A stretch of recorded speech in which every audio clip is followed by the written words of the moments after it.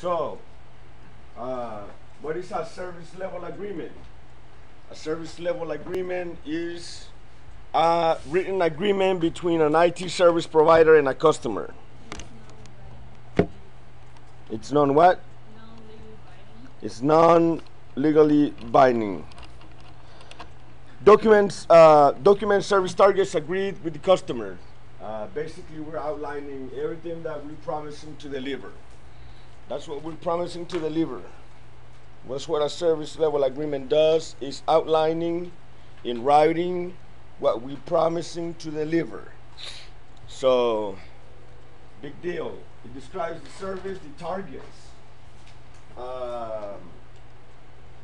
the reports that we're going to generate, and how often, right?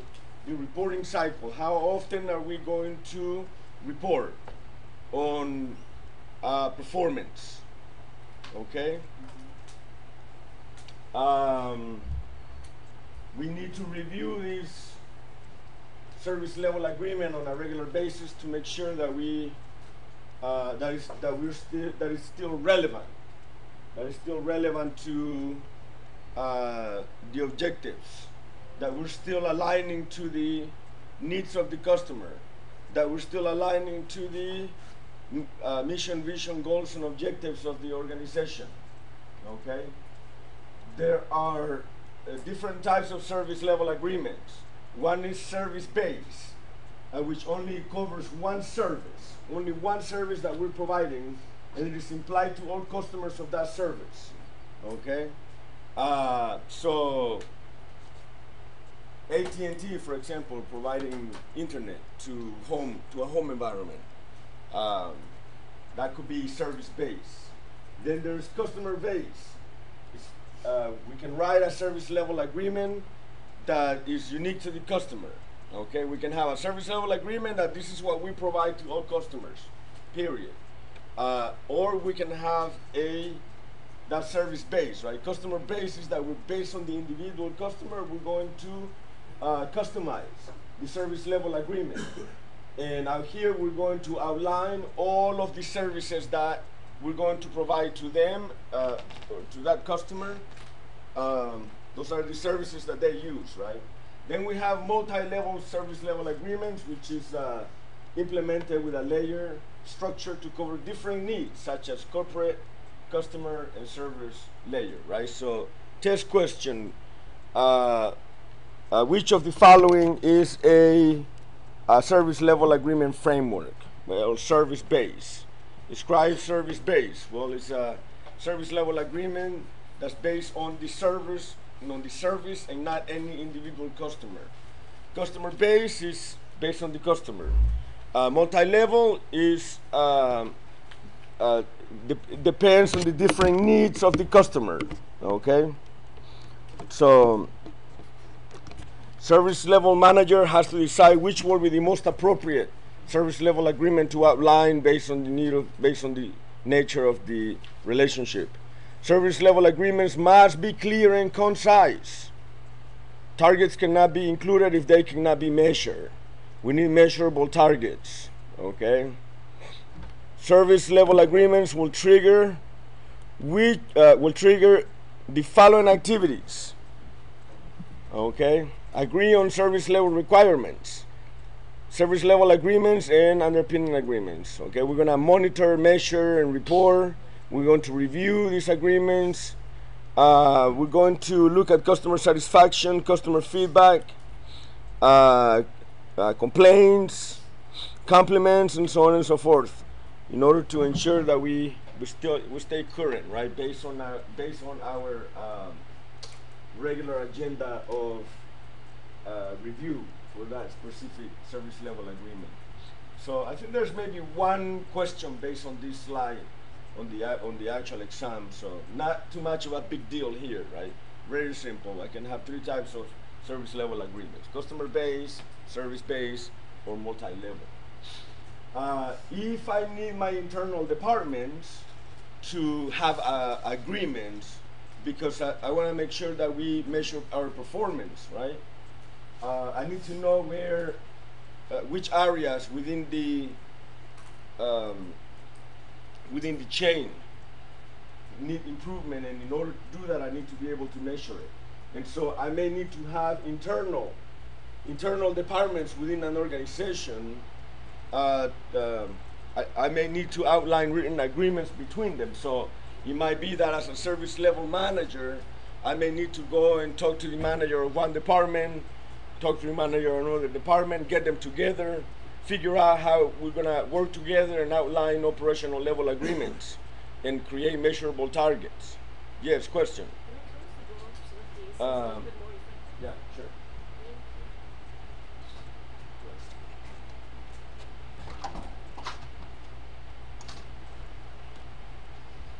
What is an OLA? Hola. Muy bien. An agreement between an IT service provider and another part of the same organization.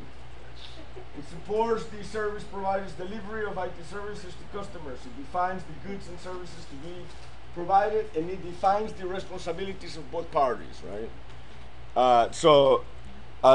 Is this a legally binding document? It is not, right? But we can use this to measure performance, which then can potentially affect,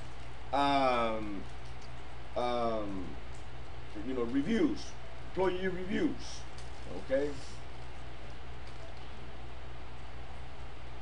Service level requirements. This is what I'm going to ask for from a customer so that I can attempt to understand exactly what their needs are before I outline a service level agreement. So what is an SLR? Service level requirements. This is the customer's requirements for an aspect of an IT server that describes the customer's service expectations, right? What is it that the customer wants? If I can have it in writing, then it would be a lot easier to understand, and at least I have a point of reference where I can go back later and say, okay, this is why we created a service level agreement based on this service level requirement. Okay.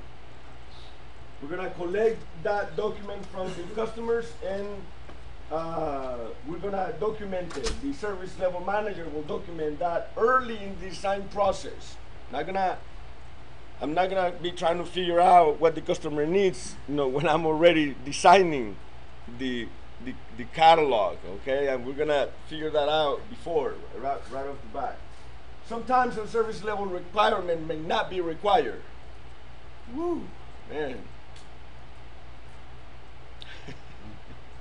Sometimes a service level requirement may not be required, right? Because if I as a service level manager understand already the needs of the customer, then I may be able to outline a service level agreement and then propose it to the customer, okay? Bypassing, therefore, the need for a service level requirement. So the service level requirements need to be based on what we can actually do as a service provider. Okay, if we cannot provide the service, I may not want to give them that handshake just yet. All right, I'm not gonna put myself in a losing situation. Okay, if I need to go out and make agreements with external companies, right? Then now I don't just have service level agreements, I also have contracts. So I outline contracts with individuals or companies such as suppliers, right? I'm gonna have contracts with suppliers. If my supplier fails to deliver, then I may need to take legal action, right? We can take legal action. So hold on, Evelina. When I'm the customer reaching out to a partner, a supplier, then I'm guessing the RFQ that I send is like my service level requirement that I send it. Is that how it works? Okay, say that question again. Yes. Okay, I'm reaching out to a supplier. Oh, okay. Okay. And I need something from them. So now I'm the customer. And in this case, I'm guessing the request for quote or request for a price that I sent, that's my service level requirements, right? Okay, yeah, I agree to what you're saying, right? Yeah, I agree to what you're saying, but yeah, it's more of a partnership at this point, right? Yeah, we are the customer at that point. Yeah, because we need the suppliers to supply in order to deliver the service. But that's why we don't have just one supplier, right? We have a number of suppliers at multiple levels because we need contingency plans. I cannot rely on just one supplier. That's not a good idea. Yeah, that's too much of a single point of weakness or single point of failure. But I thought about what you just said a lot in the past. Yeah, so I'm in complete agreement with your statement. All right, so what is a SLAM chart? A SLAM chart is a color-coded. It's a color-coded chart, okay, that outlines or feeds into service review. It feeds information into the service review meetings, okay? This is where we can, normally we're gonna have, specific colors like a red, amber, and green. These red, amber, and greens, by the way, this is test question, test material, like for real. What color codes do we use for a SLAM chart? We use red, amber, and green, right? Red, amber, and green. The red meaning that we missed the target for that service level agreement. So let's say that you're my customer and it's been a year already and we had agreed that we were going to perform a SLAM review or a service level agreement review on a yearly basis. And so here we are in August, right? From January to August. And so maybe every 8 months. Maybe every 8 months, right? And so when I get together with you to review my customer, the service level agreement metrics, okay, I would bring a chart similar to this, and where I can say, okay, check it out. We for target A, we did okay all the way until May, and then we went into the amber, June, and July, and then in August we're in the red. But here's the reason why, and here's the proposed solutions. I mean, I'm not just gonna come into a meeting to show a chart without having done my homework of what happened, what is the reason why it's in the orange or in the amber or in the red, okay? We had a hard time understanding target B, and so we were in the amber and red between January and March, but we've been in the green since. We made some adjustments, okay? And so on and so forth. And so amber stands for near miss, and green for target met, okay? So the reds are really what I'm trying to address here. The red ones. The ambers is more like, okay, we almost breached the service level agreement there, but we didn't, right? But over here, it's like things started failing because of this and because of that and because of that. So depending on the nature of the service that we're talking about and the objective, again, I wouldn't go into a service level agreement monitoring meeting or SLAM meeting without having done all my homework, talk to all my stakeholders. And maybe I already have written documentations. I may even bring some of them in so that they can explain, because I may not be a technical person who can explain, technical concepts at that depth.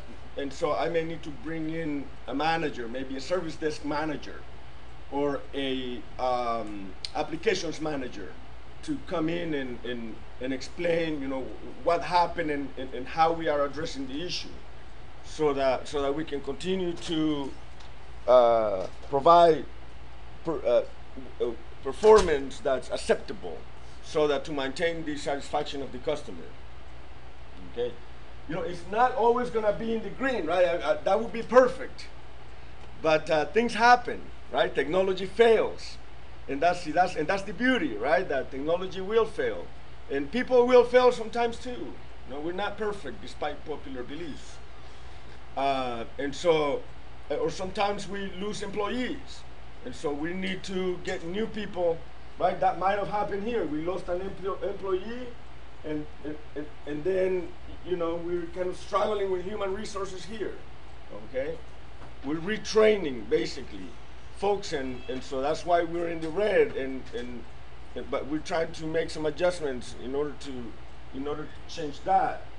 It may be that that's exactly what happened here, right? We were training some folks, and then so there was some ramp time here in order to go into the green, but once we figure out how to, how to get the job done, then we were okay, we were in the green. So things happen, and that's what we need to address. Computers break down, so maybe from a product perspective, computer broke down over here, you see that?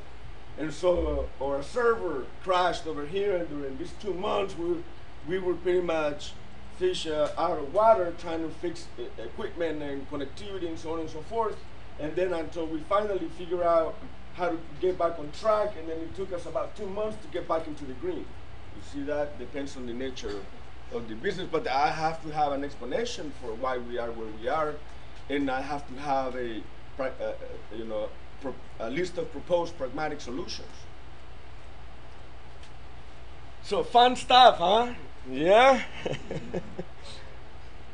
In any case, for test purposes, you need to be able to elaborate on what a SLAM chart is and what colors we're using, okay? So just remember a street light, a traffic light. Okay? Those are the colors we're using, red, amber, and green. All right, so we're gonna hold this service level service review on a regular basis, and so who's gonna attend? Well, the customer, obviously, right? The service level manager, maybe other individuals. The agenda includes service performance, changes to requirements, and then how we doing the overall, right? The output of that is fed into the service improvement plans. Whatever we agree on based on our service review, that will feed into the continuous service improvement or service improvement plan, the SIP. Okay, and it may be that we're looking at something like this also. It doesn't necessarily have to be a SLAM chart, but we're going to be looking at performance. In this case, we're looking at number of service level agreements that were breached, right? So 13.5% of the tickets were breached.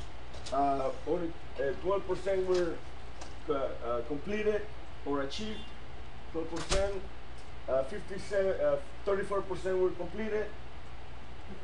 1.23 of these tickets were canceled, and only 1.84 of them are paused, right? Because what happens is if I get a ticket, the ticket is going to have a timer on it, right? Based on the service level agreement for that specific customer. But it could be that,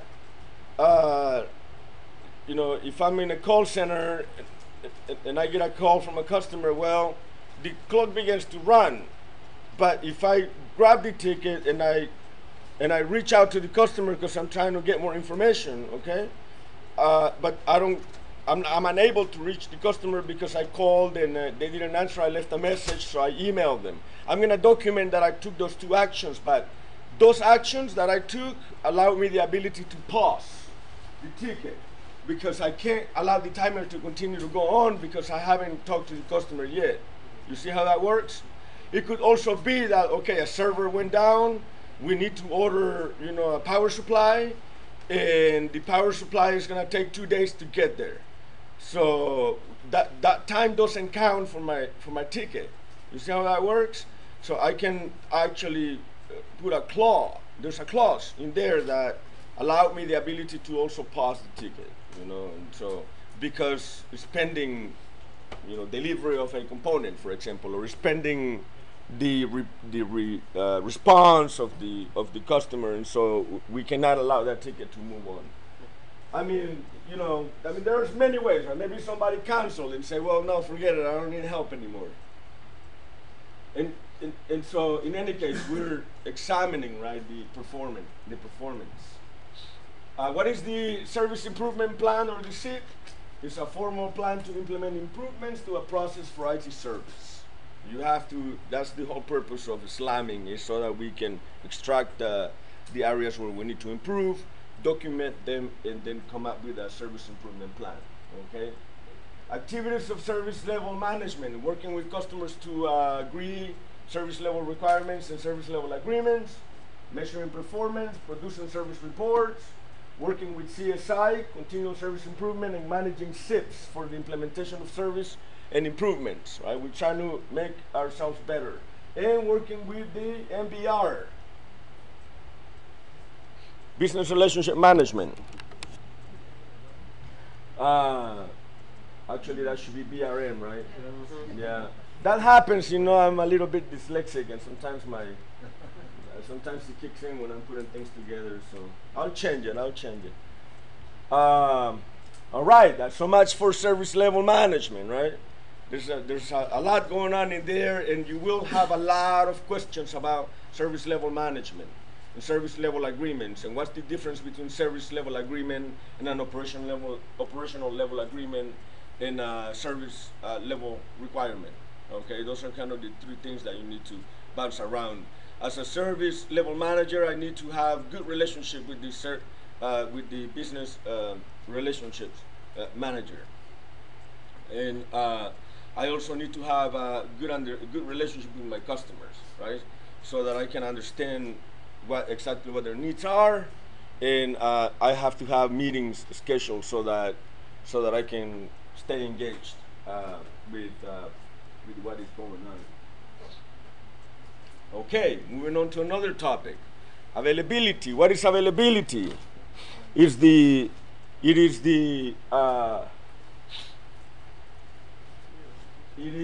ability of an IT service or other configuration items to perform its agreed function when required. Remember the first day of class on Monday, our website was down? What happened to our availability there? Was not available, right? There's your 0.9999%, right? Wasn't available. That's what's missing to make it 100%, right? That's why it's 99.999%, because it's still missing something to be 100%. Every once in a while you will not have availability. It's kind of a given. Right? Well, we could put things in place. We could have additional servers, additional routers, a second internet connection. There's a lot of things that you could do to make sure that that service is available. We can increase the amount of random access memory. We can increase the storage capacity. We could increase the bandwidth by replacing network components or network media, such as replacing copper cable with fiber optic cable, okay, to make our network faster. Okay. Availability management ensures the level of service availability meets or exceeds the agreed targets that the customer needs in a cost-effective and timely manner. We're not going to promise 100% availability. Okay, we're trying to shoot for 99.999%. There are three components to availability. Whoa, this is where it gets a little.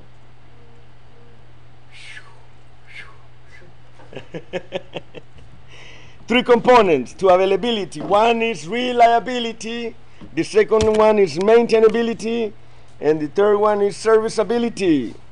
In order to have proper availability, we need to have reliability. And what is reliability? Is a measure of how long an IT service or other configuration item can perform its agreed function without interruption. We refer to this as mean time between failures.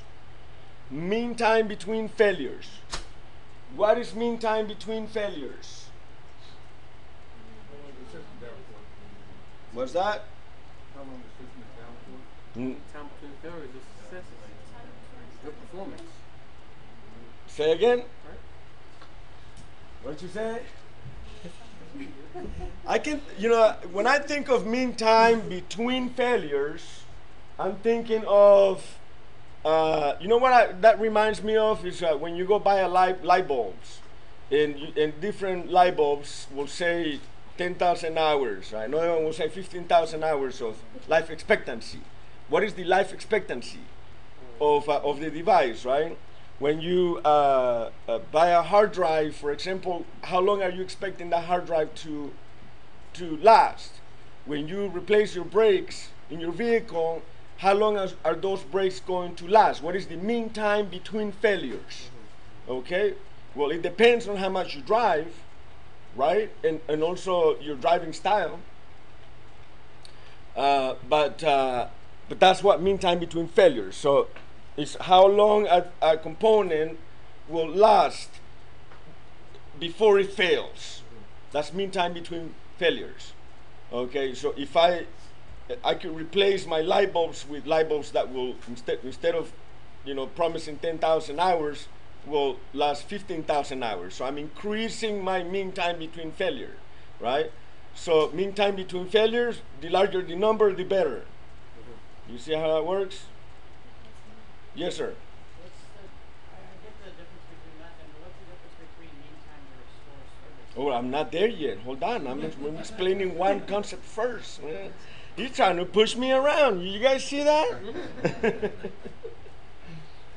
All right. So that is reliability. Reliability has to do with mean time between failures. How effective is a component or a service? That's we're trying to increase our mean time between failures. We don't want our service to fail.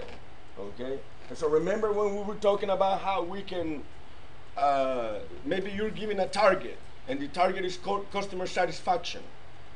Let's say my boss comes to me and say, hey, I'm concerned about customer satisfaction. We just did some surveys, and we're at 4.3 out of 5, and we should be really closer to 5. Okay, well, how can I increase customer satisfaction?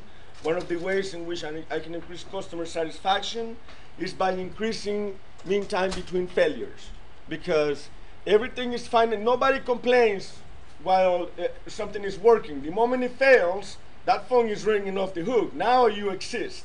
You don't exist, nobody remembers who you are as long as it works. But once it fails, your name pops up. And then maintainability is a measure of how quickly and effectively an IT service or other configuration item can be restored to a normal working order after failure. We refer to this as mean time to restore service. That is the amount of time that it takes you, IT service department, to restore the service after the service has failed. Hey, didn't somebody just say that the electricity went out yesterday up in the East Bay or Oakland or something? Yeah, you see that? So what happens? Most people will get on the phone, call PG&E, right, to try to figure out when my light coming back. We got to say, I need to watch my Bachelorette show. Just came out.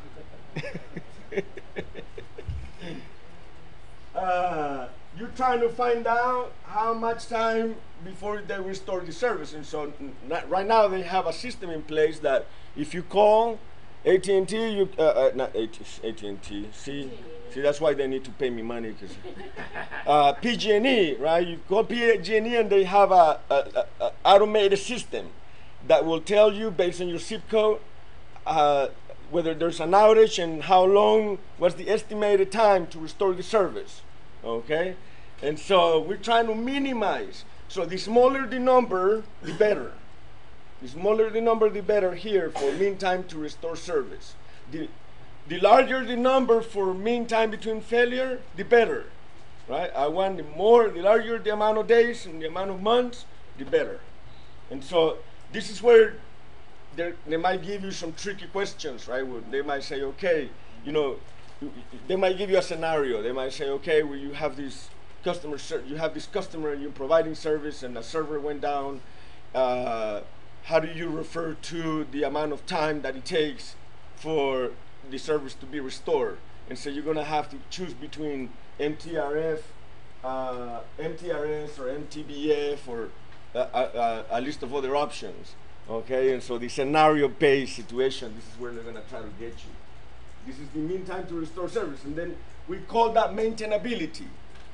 Can we, instead of having our servers shut down for 6 hours, I only want them shut down for 2 hours, because I'm trying to manipulate my customer satisfaction. Okay. Serviceability is the ability of a third-party supplier to meet terms of its contract. This contract includes agreed levels of reliability, availability, and maintainability for a configuration item. So these two right here are the two that you need to worry about. I think there's another one. Yes. So the reason why I asked, I didn't mean to jump ahead of you right there. I was just looking back because I remember talking about it at the beginning of lesson 2. Right. So I just wanted to make sure that it's meantime to restore service, if that meant something different, or we're just getting it prep for this. Right. And what was the acronym for the other one? MTRS, which is meantime to restore service. Meantime to restore service.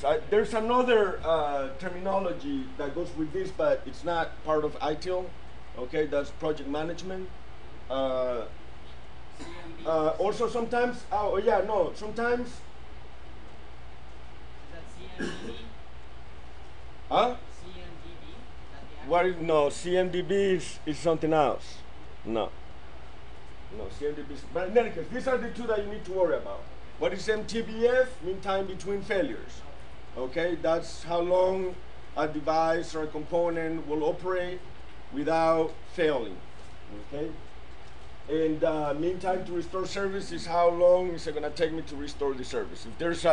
If there's a natural disaster, okay, and the service goes down, I'm going to have contingency plan that will reduce the amount of time or continuity, right? I'm going to have a continuity. Continuity and availability are kind of together, right?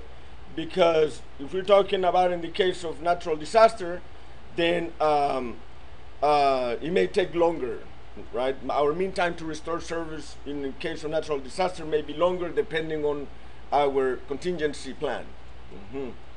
Or continuity plan, based on our continuity plan. Yes?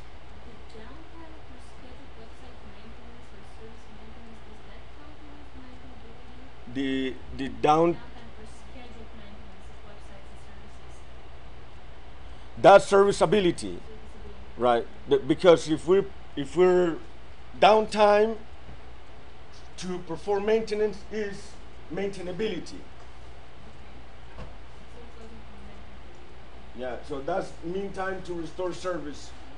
But that's planned. It's not like an incident or a problem.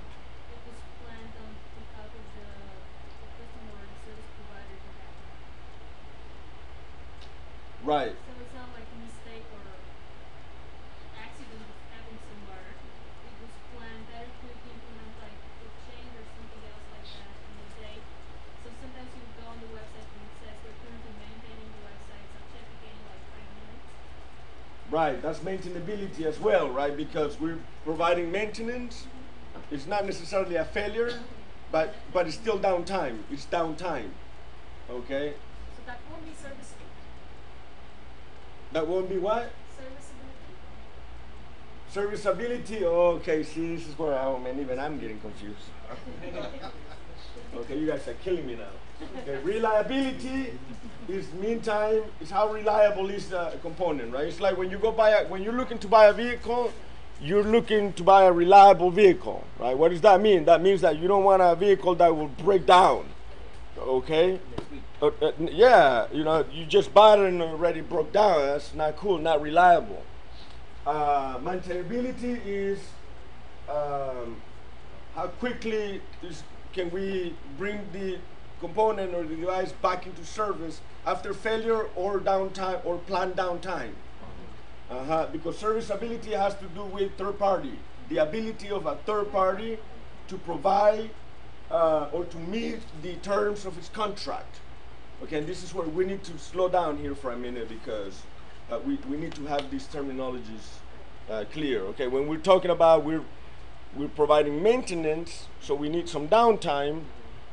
We refer to that as mean time to restore service. If the device fails, right, that's not necessarily planned. But this is why we're trying to minimize the mean time between to restore services by understanding the mean time between failures.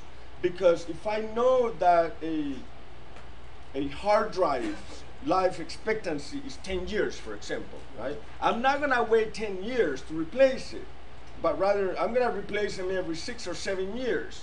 So and then I'm gonna donate those components to the community, right, for reuse. So we have a plan of reducing the mean time between failures by upgrading or replacing before it fails. Not gonna wait until it fails. That's right. That's right. Okay, so make sure availability targets. Language is kind of mixed over there. All right, so let's look at it from a different perspective. Okay, why is availability important? Because the customer needs access to at least vital business functions. Remember vital business functions? Okay, what is service availability? Involves all aspects of service availability and unavailability and the impact of component availability.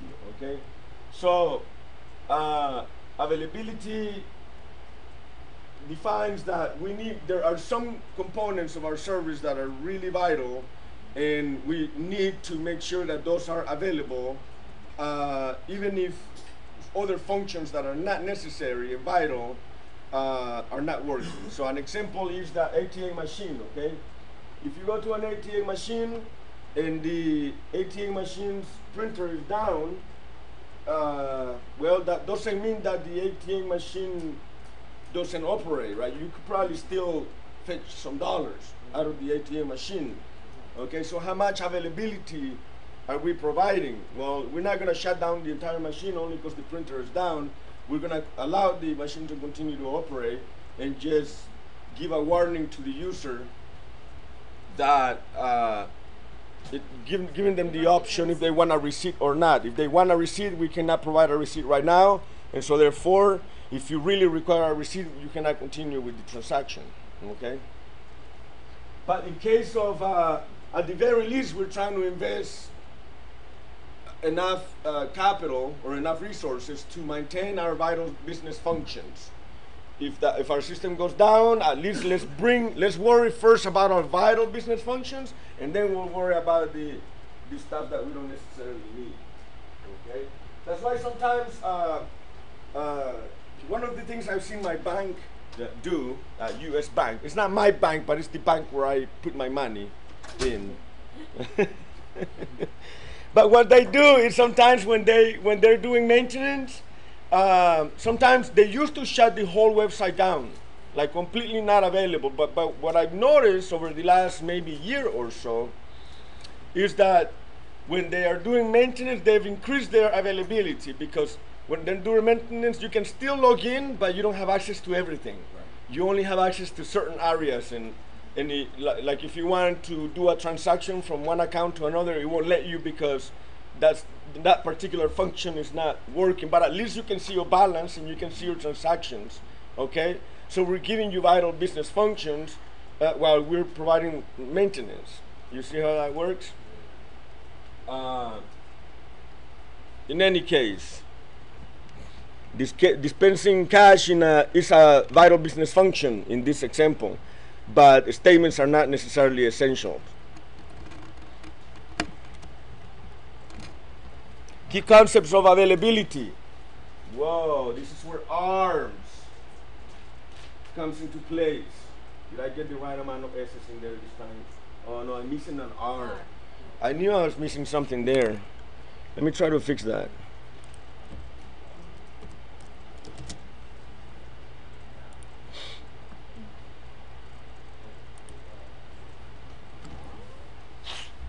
Okay, ARMS, key concepts, okay, of availability, vital business functions. We have high availability minimizes or masks the effects of IT component failure. What are we doing when we are allowing the ATM machine to dispense cash but not provide a receipt because it's not functioning? We are masking the negative effects, okay, of the fact that the machine is failing, but it's still functional to a certain extent. So you got your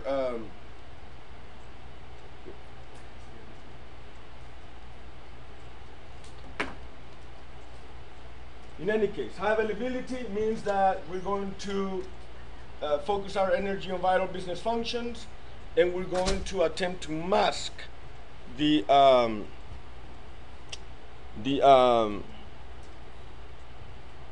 failures. Okay. Fault tolerance. What is fault tolerance? The ability to continue to function after failure. You have to memorize these terms. What is high availability is the ability to continue to operate even though there's failure in the system. And we're going to mask the failure so that the impact to the customer is not as negative as possible, okay? Fault tolerance has to do with the ability of this service to operate in or to be back to continue to operate in the case of failure. Ability to continue to function after failure. How do we address that issue?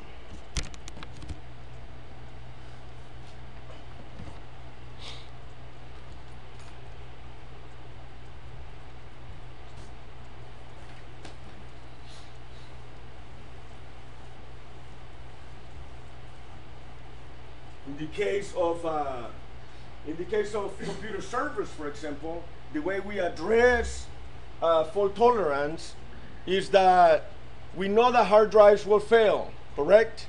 Correct. Hard drives will fail, and so what we do is that instead of having just one hard drive, I'm gonna do a hard drive like this. Instead of having one single hard drive in a computer, we have two hard drives. This is what we call a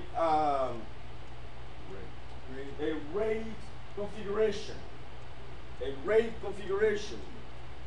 What does RAID stand for? RAID stands for Redundant Array of Independent Disks, or Redundant Array of Inexpensive Disks. It's the same thing. Two different terms mean the same thing. Basically, what we're doing is we're trying to create redundancy, and by creating redundancy, we are addressing our fault tolerance. It's the ability of this computer to continue to operate even if it fails. So we're going to configure this computer server so that if we write information on one hard drive, for example, okay,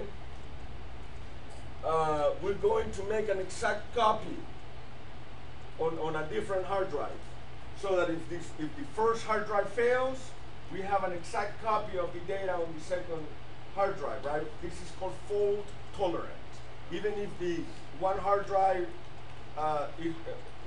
is experiencing failure, this configuration will allow for tolerance to failure. Okay, we will allow that one to fail, but we can continue to operate here, and then we can notify somebody that this one of the hard drives is down and that it needs replacement, and then we can schedule a replacement, maintenance schedule. So this type of configuration where we have two hard drives, for example, in a computer server or a computer, in a redundant array of independent disk configuration, it's called mirroring. Mirroring. This is how Google, for example, is so effective, because what happens is whatever is being written here in Santa Clara in their computer servers, it is also being written or copied or imaged or mirrored in another computer server in another part of the world. So if North Korea finally decides to, or figures out how to get some missiles down to the East Coast, to the West Coast, and puts us out of business. I'm not trying to scare anybody, by the way. I'm just trying to be realistic, okay? Then we have copies of all the information in other parts of the world. All right. Sort of a mesh, sort of a a gigantic worldwide mesh topology. What? It's sort of like a gigantic worldwide mesh topology in which we have multiple locations. Why do we do that? Why do we do that? Who invented this? The U.S. government invented a lot of these concepts back in the day because like what happened in Vietnam. Vietnam, we might have lost the war, but we sure learned a lot about how to get things done right. Because like for example in Vietnam we had a lot of loss of human lives because we had a centralized location. A centralized location that was the headquarters. If the Vietnamese took out our headquarters, everybody was left on their own. Everybody was left on their own, and they didn't know where they were or whether the fire that was coming from over there was friendly fire or enemy fire, because there was lack of communication. But by decentralizing the headquarters, then we can continue to operate without problems, without too many problems, even if they take one of our bases down. So that's how we came up with the Ethernet, the implementation of the Ethernet, and eventually the Internet. Okay, but because what is the Internet? What happens? How come you always, if you go to yahoo.com, the problem is rarely going to be yahoo.com. It's going to be your connection or your computer, because the way they are set up right now is that even if they take down one part of the network, it reverts to another area, so that to address the fault tolerance. Back in the day, some of you probably remember in the early 90s. You all remember early 90s? He like, man, I was 2 years old. Yeah, back in the dial-up days. Oh man, we felt like we were like Star Trek, like Star Wars, when it would take 5 minutes to log into the internet, right? But in any case, on a regular basis, we would hear on the news that Yahoo was taken down, for like 3 days, not available, right? MSN was taken down by attackers, and there was no fault tolerance. Okay, a small attack would bring down half of the internet, and so eventually we've learned and we've built fault tolerance into the system, and so so we have ways to mitigate that, right? How would a company mitigate fault tolerance for connectivity, for example? Well, I'm not just going to have one internet connection. I'm also going to have, I may have 2 or 3 internet connections. Okay, so that if Comcast service goes down, AT&T is still operational. If AT&T Comcast goes down, I have a T1 connection through satellite. So I can continue to provide service. That could be part of my fault tolerance plan. If I'm responsible for availability, I'm the availability manager.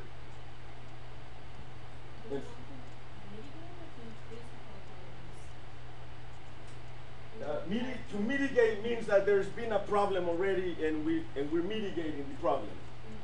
Yeah, we're mitigating the problem. So right here, what we're trying to do is we're trying to minimize the impact of failure. Okay, so that it's, to the customer, it's seamless. They don't know what's going on.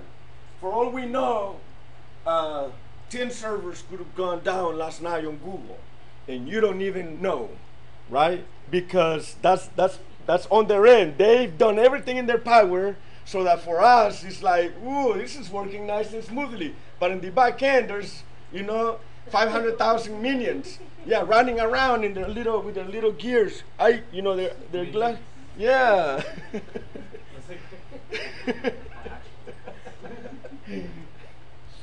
So this would be one way. Another way would be that we have one hard drive here, another one here, another one here, and so we have all these hard drives where instead of putting all the information in one hard drive, we distribute the information across the hard drives, right? So that, let's say, if you have your resume and you go to save your resume, we're going, because you know what your computer does, right?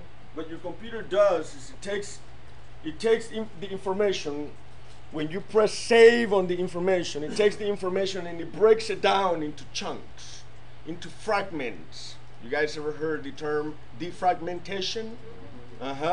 That's because your computer breaks your resume down, right? So let's say if this is your resume right here, your computer goes, oh, okay, let me take your resume. Or you want to save it? Okay, no problem. Here, let me grab your resume.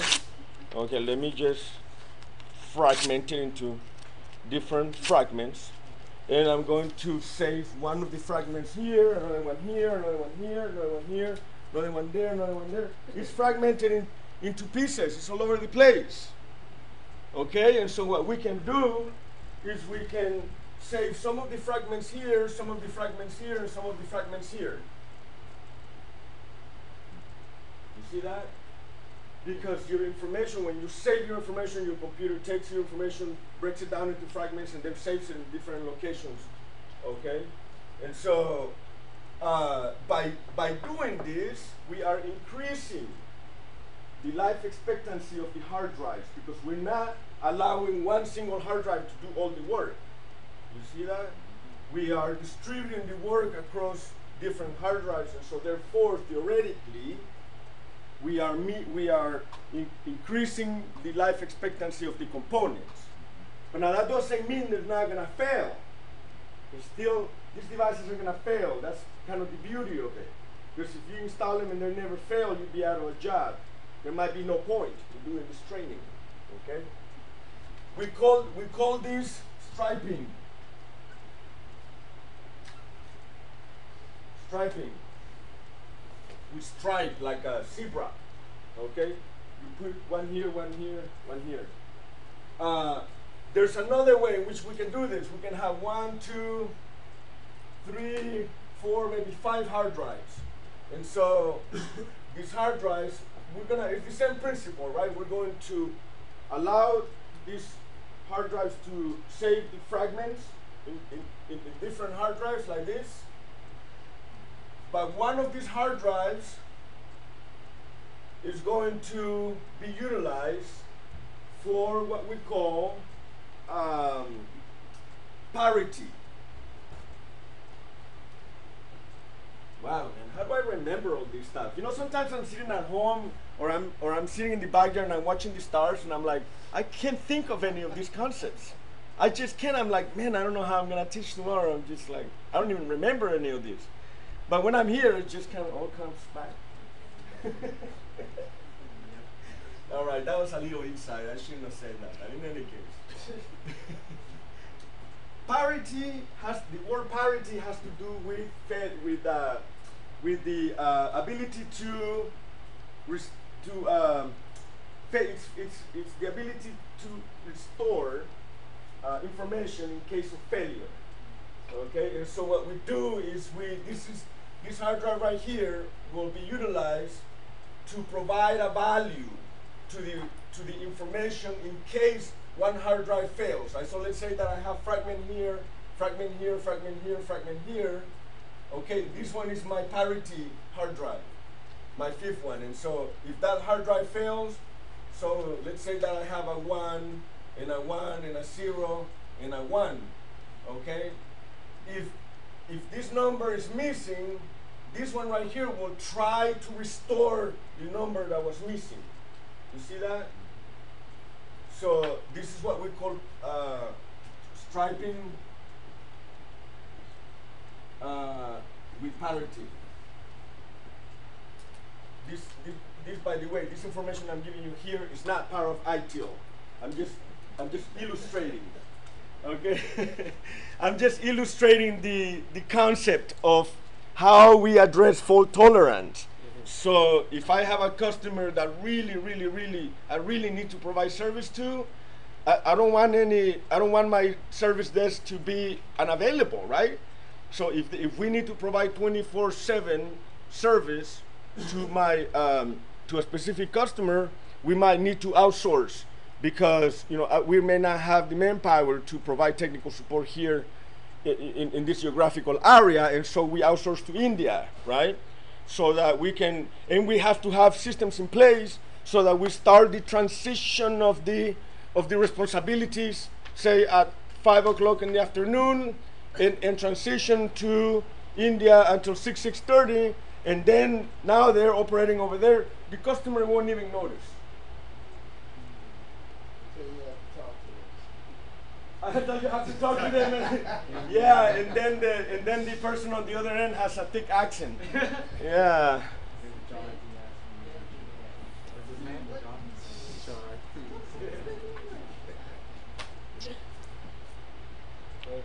Professor, is this stripping or striping? Striping. Oh, did I write stripping? Yeah. It's 1P? He wrote it right. It's striping. Oh, but it's how they spell striping? Yeah, that's all it's supposed to be. That doesn't say stripping, does it?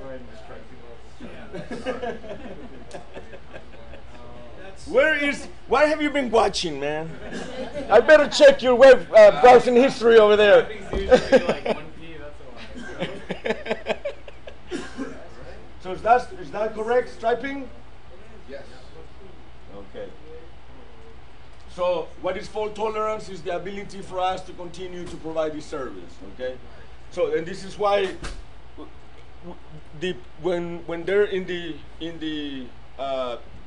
business case stage, right, of the creation of this new process, this is why they need to talk to the technical department. You see that?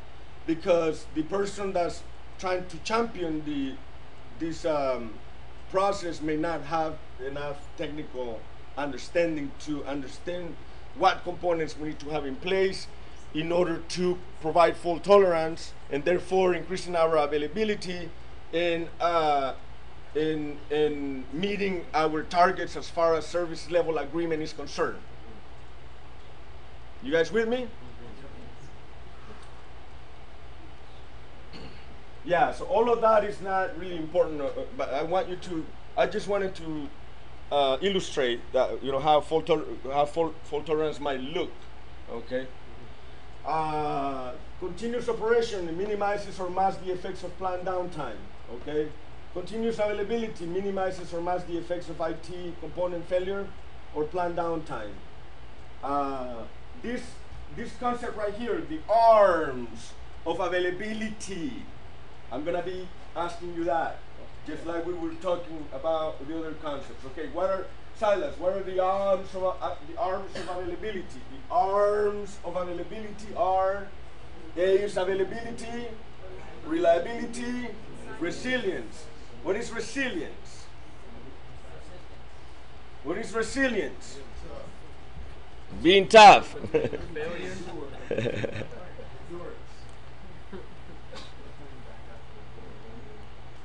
Oh, wait a second.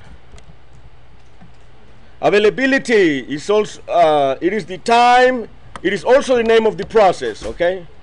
The 5 arms of availability are: availability, it is the time that a customer is able to access a particular service. Usually it's expressed as a percentage of uptime. And that percentage number is what? 99.99. Come on, everybody, you got to know this number. It's the 5 nines. What is reliability? It is the freedom from operational failure under specific conditions.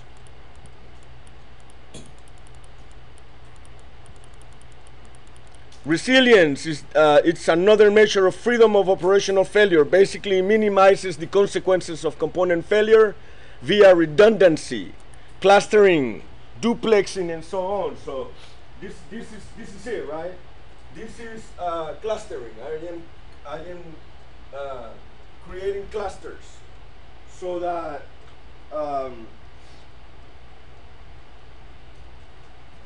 I can address my fault tolerance. Resilience minimizes the consequence of component failure via redundancy, clustering, duplexing, and so on. Maintainability is making sure that we can restore in a satisfactory state. Serviceability is the ability of a third-party provider to meet contractual conditions. And then security. When we think about security, I want you to think of 3 letters. These 3 letters are CIA. CIA does not stand for the, what is CIA? The Central Intelligence Agency. It's CIA stands for confidentiality, integrity, and availability. Okay? When I'm thinking about security, I'm thinking about 3 things. Confidentiality. How reliable is this service on regards to protecting my data, my information? That's confidentiality. Which means that only the people who have authorization to access the data should access the data. Integrity and availability. Integrity is the ability of a system to transfer data from one location to another without the data being tampered with. That's what integrity is. Did it hold its integrity? Can it hold its integrity? Can we transfer the information from one location to another and have the information be the exact same copy? And availability, right? And when we think of availability, that is the 99.999%. This is what we call availability management. And all of the information for how to handle availability should be stored in our configuration management system. Okay? In a document called the availability management document. This is key right here, everybody. Arms. What are the 5 arms? You're gonna get a question like, within the concept of availability, which of the following applies? And then you'll get a whole list of letters, or not letters, but words. And you have to remember, if you have arms, okay, reliance is one of them, or reliability is one of them. Okay? Yes, sir. Anthony. Yeah, I keep saying 5. Yep. Okay, well, 6.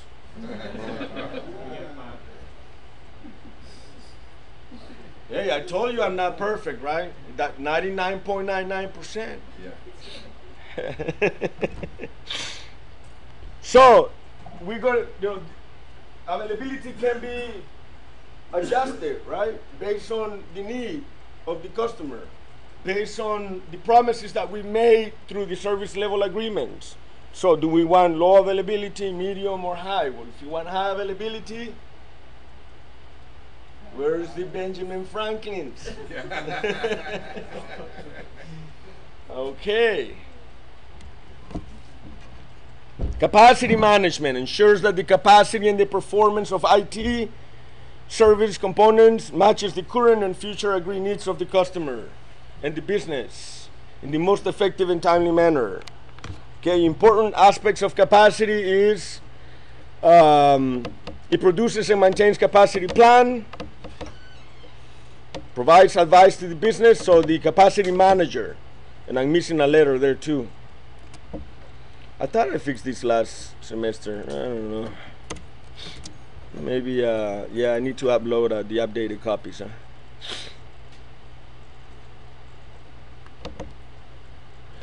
We are trying to ensure with capacity that we meet or exceed agreed targets.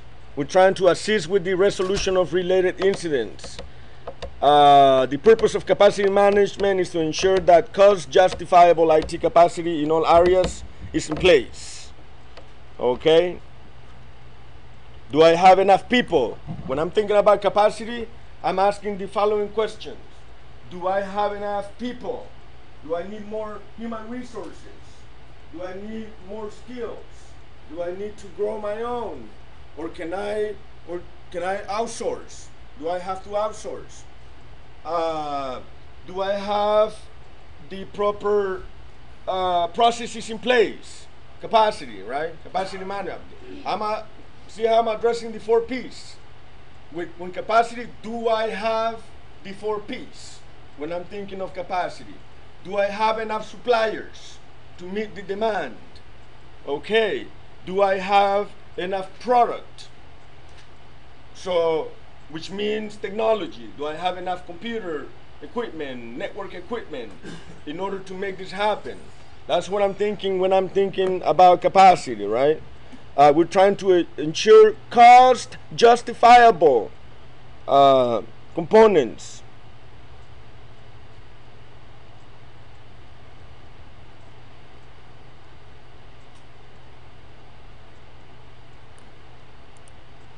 Oh boy. Oh boy, oh boy.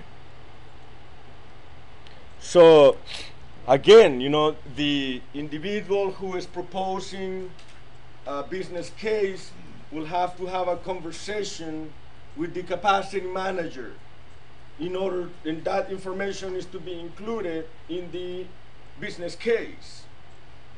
Because we're not gonna try to figure out later down the road, right, what we really needed. Right here, what we're doing now here is actually implementing the concepts, right? Implementing what we budgeted for, and now we're designing it basically based on the dollar amounts that we got approved for.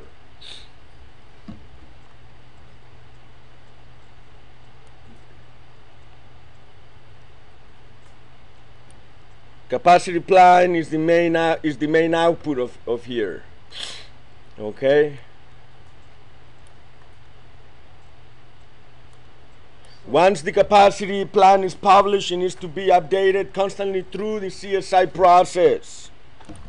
Yes, sir. So, in your past experiences, have you seen all this coordination go on like it's supposed to? Well, again, it all comes down to dollars. All comes down to dollars. I deployed a network for a testing center, and it required at least 1 computer server, and but we were dealing with at least 60 client computers, 1 computer server, okay, and we had 1 T1 connection to the internet, and so. When I made a proposal for us to move on to the deployment of a testing center, I requested 2 servers, not just 1, right? Because I'm trying to address fault tolerance and capacity. Let me see. So did I have enough hardware power to make it happen? Okay, and so. If 1 server fails, I can go ahead and just deploy another one. It's already ready and reconfigured. I can get the system up and running in half hour, right? And then what I also recommended is that we get another connection, an additional connection, because according to my estimation, based on network bandwidth and speed, we didn't have enough bandwidth to support all the users that we could potentially have, once the system was up and running. And so we ended up deploying a 2nd server as a backup and getting another T1 connection. So we had 2 T1 connections. In case 1 failed, we could revert to the other connection, and that wouldn't cause too many problems to the users. Maybe a slowdown in bandwidth and connectivity. Maybe the users would experience a little bit of buffering time, but that's it. They wouldn't really experience downtime. That's about all I got, Greg. Did you have a question or a comment? No? That was a long time ago? Okay. Continuity management. What is the purpose of continuity management? Ensures the required IT technical and service facilities can be resumed within required and agreed business timescales. Important aspects of that is that we're trying to ensure the survival by reducing the impact of disaster or major failure. Oh, here you go. What is considered a disaster? That's a test question, believe it or not. A disaster could be a fiber line that has been cut in a metropolitan area. That's a disaster. An earthquake is a disaster. A flood is a disaster. A tornado is a disaster. Yeah, not natural disaster. Okay, hurricanes is a disaster. Tropical storms, disaster. Terrorist attack, disaster. And, you know, it's happening a lot right now in England. You know.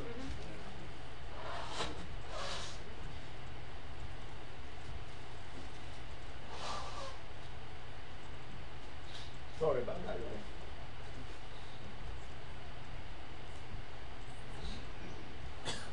I feel better though, man. I could go until 6 o'clock today. Believe it or not, this is a test question. You will get a question like this in the actual exam. Yeah, which of the following, what would be considered a natural disaster? Okay. Or a disaster. So is fire considered? Fire is not in my list. Yeah, and I don't think you're gonna see fire as an option, anyways. No, well, it is. A terrorist attack is a national disaster. You don't, you know, when 9/11 happened, it's a national disaster. Oh, I thought you said natural. A natural disaster. No, it's just called a disaster. We refer to them as disasters. Yeah. What is considered a disaster? I suppose a fire would be considered a disaster. I don't remember. Fire or something. Yeah, Something like in I Portugal. don't remember seeing fire as an option ever in the exams or quizzes for ITIL. But tornadoes, yeah, for sure, and floods. A what? A civil war? War, huh? A disaster. Yeah, that's disastrous. Yeah, displacement, huh?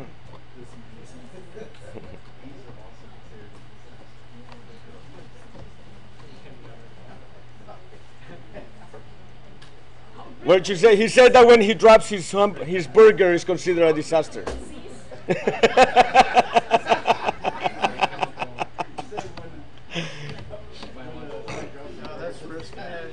They canceled the bachelorette program. It's a disaster. No, it's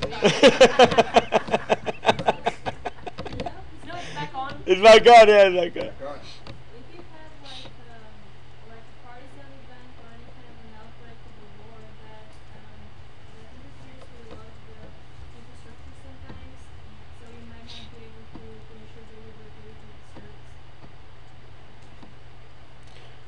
You might not be able to ensure the continuity of the service if what? Well, infrastructure and any kind of relationship with these other suppliers might be impacted as well. That's right, and that's why I don't have just one supplier, right? I have multiple suppliers because I don't want to be stuck having to deal with, you know, the fact that they didn't have a continuity plan, and so now I'm stuck with. So that may be an issue that we need to address when we become partner. Before I make that individual company my supplier, is I'm gonna have to address, hey, what's your continuity plan? What are you gonna do if there's a terrorist attack or, you know, there's a flood? How are you gonna? What are you promising me? Right. These are the questions that you're asking before we move forward with creating a partnership. Because I don't want to create a partnership with an entity that's gonna set me up for failure. Okay. How about like Ebola or something like that? Would that be considered a disaster? Like, you know, Like an outbreak of disease. yes. Hey man, that can affect my human resources. But recently, remember, people were gone to Africa, West Africa, some parts of Africa. They had, I forget the name of the virus. But then they had the Zika. Zika. Yeah, but no, this is in airports. But we had the news. The nurses who served there came back and they had to be, quarantined because it spreads by contact. Yeah, but that didn't break down any systems, though, right? It could bring down my human resources. Oh, yeah. You would have nothing. That's a problem. So no team buildings in West Africa. The people aspect of the 4 Ps, Gregory. What's that? No team buildings in West Africa. No what? Team buildings. No team buildings? We're not gonna pay you to go to vacation, huh, in Africa. That's where Simone is at right now. In West Africa? Yeah, we're team building in Las Vegas, huh?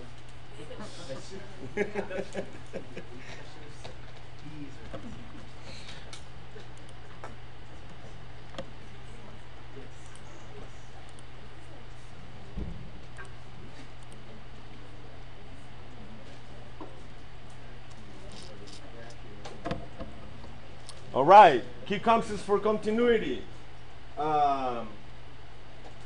We're trying to continuity management. What is we need to consider what is the impact to the business. Is there any service loss, financial impact, and then if there is a financial impact, to what degree? The morale impact, so human resources, right, the people. The health and safety, the physical protection of the employees. Another thing that can affect continuity is bad news in the front of the newspaper, business news, for example. These items will help quantify the impact of the loss. Do your planning around those pieces that may hurt your organization move forward. All right, things that you need to consider. What is the damage? What is the financial damage? Reputation damage. Is to what degree? It's a personal harm. It's a minimal pain. It's a catastrophic. Did this hurt our reputation? You know, gossip can hurt business.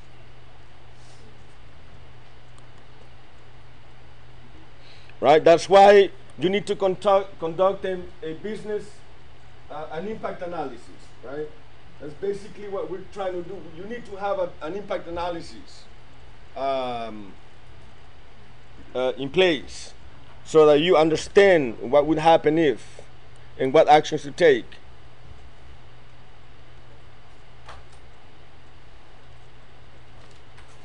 Different companies may use different threat analysis processes based on what infrastructure they may have implemented.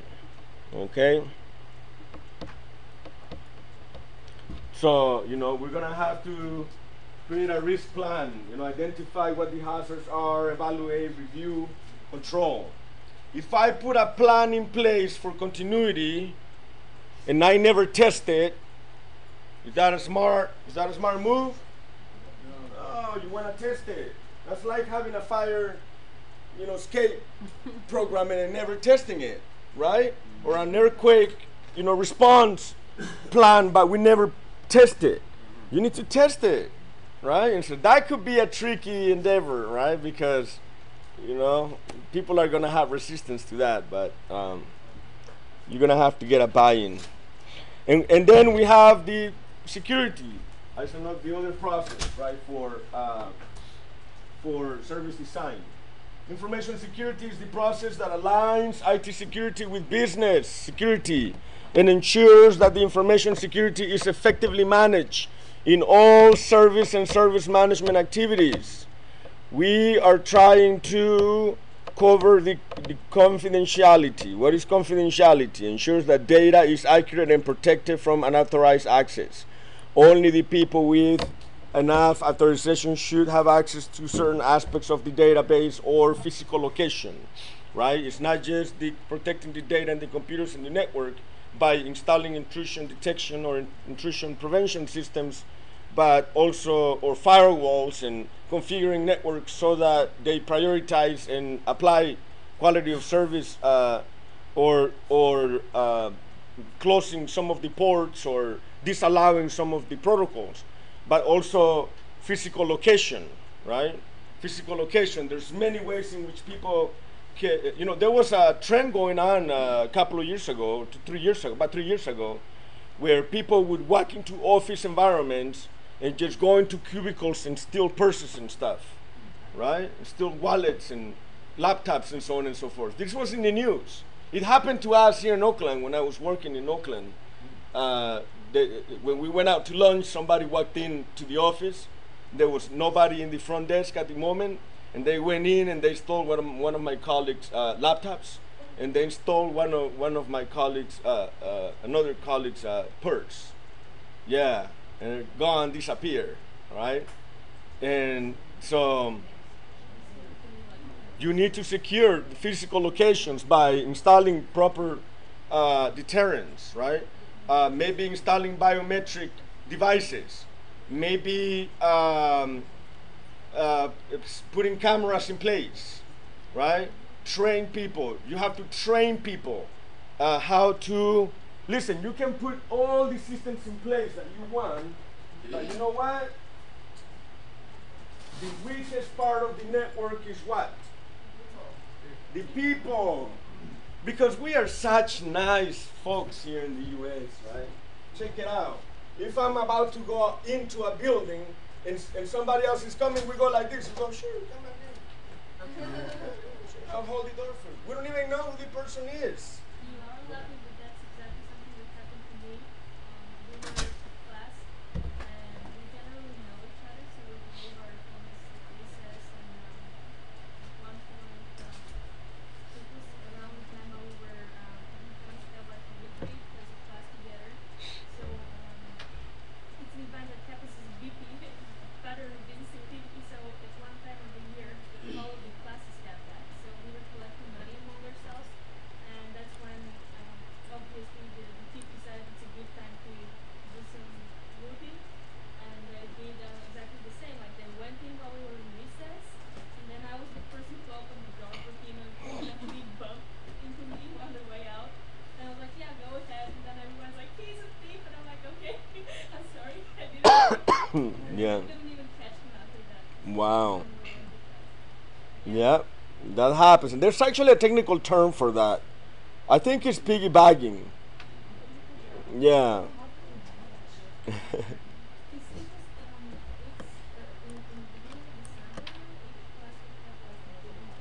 So we're also trying to ensure the integrity of the data, right? That if we transfer from one location to another, that it holds its integrity. We're trying to ensure availability. So the information security manager is working with the availability manager to make sure that we have everything up and running.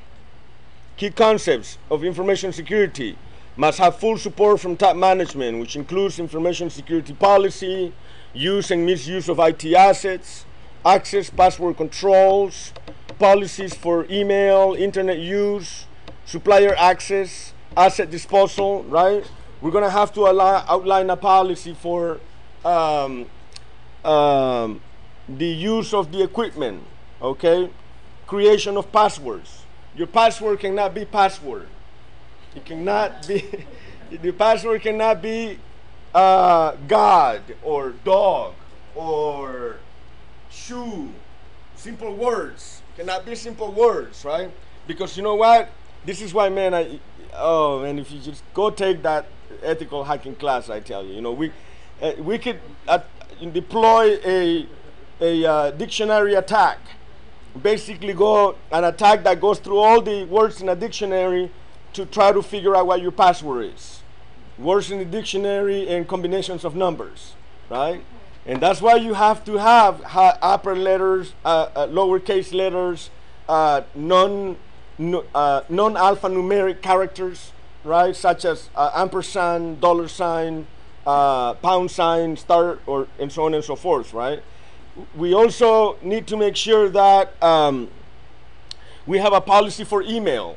You know, right now there's a lot of phishing going on, right?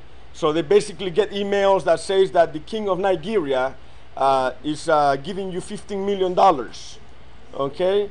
And you have to respond to their email and do this and do that and do that. It's a very elaborate scheme. It really is.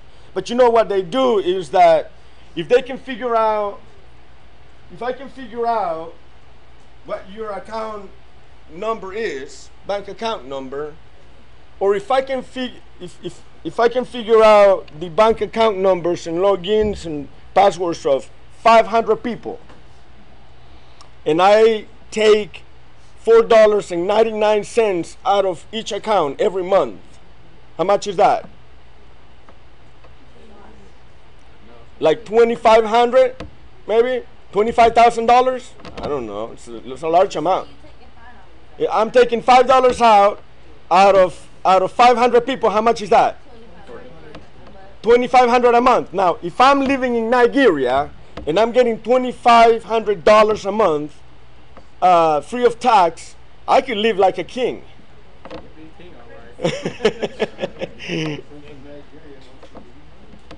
Nah, I just go to a Latin country, right? Buy me a rancho.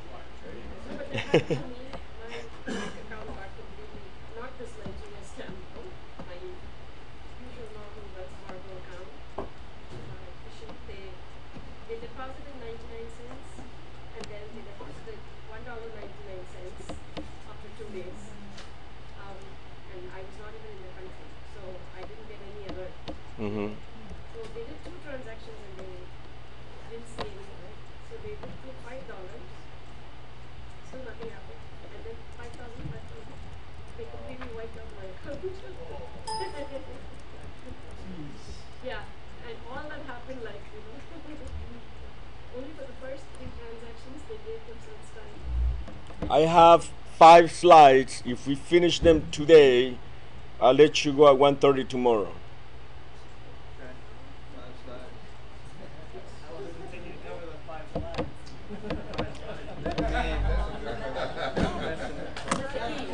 Hey, go with the flow. Go with the flow. Get out of here then. Can we negotiate?